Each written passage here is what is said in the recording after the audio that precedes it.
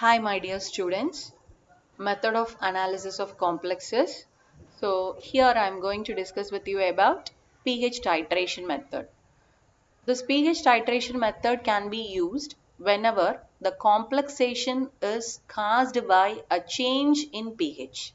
Okay, if there is a change in pH during the complexation process, then we can utilize this pH titration method. So now here I am going to discuss with you in detail about how this pH changes, and based on this change in pH, how we are going to determine the complexes. So for that I am going to quote one example, that is chelation of cupric ion by glycine. So here you can able to see cupric ion Cu2 plus. It is added with glycine NH3 plus CH2 COO minus, and these two reacts together to form the products with the release of two protons. So as a result, two protons are formed in the above reaction. So what does it implies? By the addition of glycine to a solution containing cupric ions, it releases two protons. So because of release in two protons, there is a decrease in pH. So this is the example, and based on this example, I am going to explain the method. So now we are going to construct a titration curve. Titration curve is nothing but we are going to construct a graph. So in that graph, two axes will be there, as you all know, x-axis and y-axis. So x-axis, we are taking the equivalence of base, that is amount of alkali. So here what alkali we are using? Sodium hydroxide. So x-axis, it includes volume of NaOH. Unit is ml, and y-axis it shows the pH. We are plotting pH. So what is the two axis? pH against the volume of base. Okay, so using this we are going to construct a titration curve, and in this titration curve we supposed to get two curve. First curve, by adding strong base to the solution of glycine alone. First curve we are adding only glycine. Second curve we are adding to a solution containing glycine and copper salt. Okay. So now you can see the picture.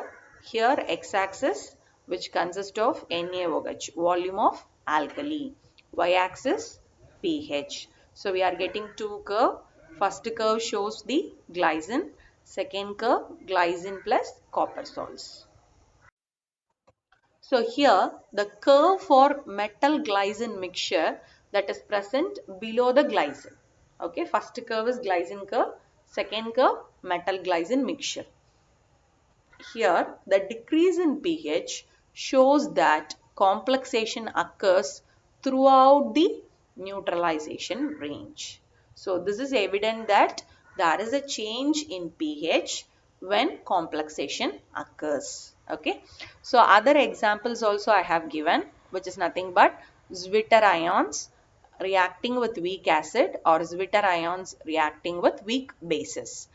Zwitter ions, example I have coded here, N dash diacetyl ethylene diamine diacetic acid. Okay, this example is very important. So now we can go in detail about this method. So in the method, what example we have studied? Glycine is added with copper ion. So copper is nothing but the metal, which is denoted by the letter M. Glycine is nothing but a ligand, which is denoted by the letter A. So now at equilibria, we can write the equation as follows. M is nothing but metal. A is nothing but ligand. So M plus A equal to Ma. So for this equation, we can write the rate equation as K1 equal to Ma divided by M into A. Actually, it is a stepwise reaction. We are keep on adding the ligands. Okay. So next step, again we are adding M plus A equal to Ma2. Okay, so here in the second reaction we are adding another A. Okay, so Ma plus A equal to Ma2. So in the presentation one A is missing. Okay, kindly add A here. First reaction, what is the product? Ma. So to that Ma we are adding another A. So we are getting Ma2. So the equation becomes K2 is equal to Ma2 divided by Ma into A. So here you can able to see the overall reaction. So this is the overall reaction. So one metal reacts with two molecules of ligand. As a result we can get Ma2. So this equation can be written as beta is equal to K1 K2 equal to Ma2 divided by Ma square. So this is the overall equation. So now according to the Bajram here, he is the scientist who devised this method. So according to him, K1 and K2 are formation constant and beta is called as the equilibrium constant, or it is otherwise called as stability constant. Okay. So now we need to define another value N. What is N? N is the number of ligand molecules. Number of ligand molecules. So what is the ligand molecule here? Glycine. Number of ligand molecules bound to the metal ion. What is the metal ion here? Copper. Okay. So now N is defined as the number of ligand molecules bound to a metal ion. Okay. So as a result we can derive another formula N bar. N bar means what? The average number of ligand groups bound per metal ion. Okay. N bar is nothing but average number of ligand groups that can able to bind single metal ion, that is designated as N bar. So N bar equal to total concentration of ligand bound divided by total concentration of metal ion. So this is the way how we can get N bar value. So now we are going to construct a titration curve. Titration curve is nothing but we are going to construct a graph. So in that graph, two axes will be there, as you all know, x-axis and y-axis. So x-axis we are taking the equivalence of base, that is amount of alkali. So here what alkali we are using? Sodium hydroxide. So x-axis it includes volume of NaOH. Unit is ml, and y-axis it shows the pH. We are plotting pH. So what is the two axis? pH against the volume of base. Okay. So using this we are going to construct a titration curve, and in this titration curve we supposed to get two curve. First curve by adding strong base to the solution of glycine alone. First curve we are adding only glycine. Second curve we are adding to a solution containing glycine and copper salt. Okay.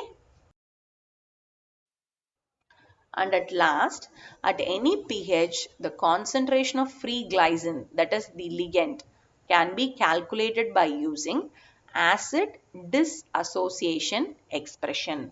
What it is called? Acid dissociation expression. So here if you see, this is the molecular formula for glycine, NH3CH2COO. It is added with water. As a result we are getting hydronium ion plus NH2CH2COO minus. Okay. So this we can rewrite this equation as follows, what I have given in the presentation. Okay. So way at any given pH the concentration of acid species. We can also calculate the concentration of acid species, which is given as the difference between initial concentration of glycine and the concentration of alkali.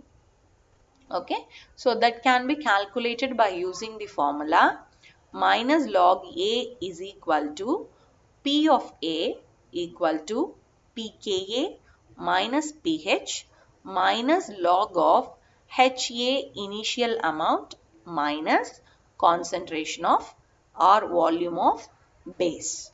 Okay, we can also rewrite the equation as A is equal to Ka HA initial minus NaOH divided by H3O plus.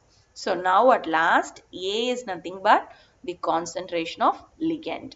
So in this example we took glycine as the ligand. So thereby we can able to calculate the concentration of glycine.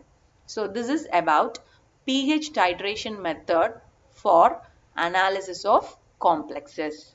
Thank you all.